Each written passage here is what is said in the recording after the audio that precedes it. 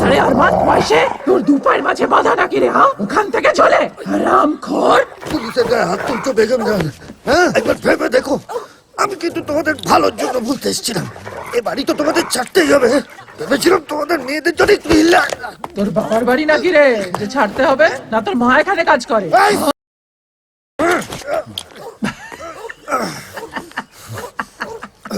आप तो एकदम बेवकूफ निकले शशि बाबू। हाँ, डॉक्टर के डॉक्टर मुख्तार के मुख्तार की बोलले गाली देवा है बुझी?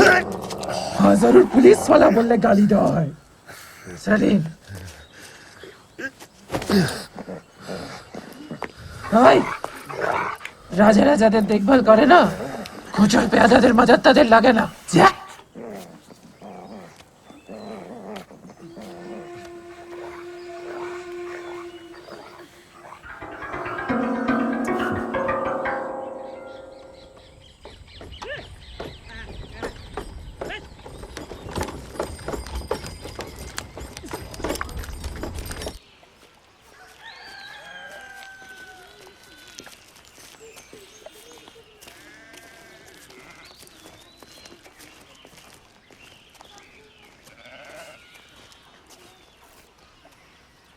কেমন চাইছেন বলেন না তো। দাঁড়া, আগে আলাপটা করিয়ে দিই। ইনি হচ্ছেন মোহাম্মদ ইলিয়াস, পাকিস্তান সরকারের লোক। আর ইনি হচ্ছেন কবির। এর কথা আর কি বলবো, খুব সোজা করে বলতে গেলে যা কাজ। মুন্নামাস্তানের কোম্পানি চালায় হুজুর, নাম কবির। হিন্দু হতে পারে, মুসলমানও। গায়ে পরিচয় আছে, নিচে সুন্নাত করা আছে। ঘরে নামাবলি টুপির দুই রয়েছে। আসলে কখন কোন পাড়ায় দাঙ্গার ব্যবস্থা করতে হয় জানা নাই তো, কিন্তু দুই দলই সবসময় তৈরি থাকে।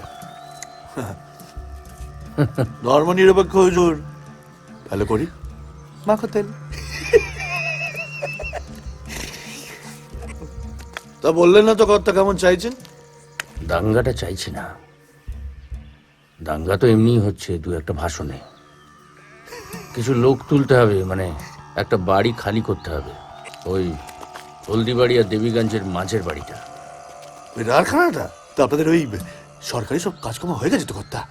মানে আমার ছেলে বলেগুলো ঢুকলে তো বুঝতেই পারছি। সব নিয়ে ভাবতে হবে না, সব হয়ে গেছে। তুই শুধু ওদের একটু সামলাবি। তা সামলানোর নমুনাটা কর্তা?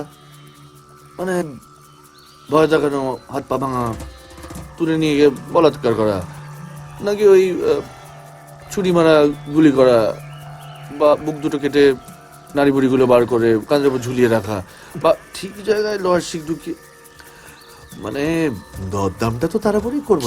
না না, সেসব কিছু করতে হবে না। টাকাটা কোনো ব্যাপার না, কিন্তু সেসব কিছু করতে হবে না। সঙ্গে থানার কিছু লোক থাকবে, বন্দুক থাকবে। প্রথমে ভয় দেখাবে, ভয় দেখিয়ে কাজ না হলে গুলি করে মেরে দিবি।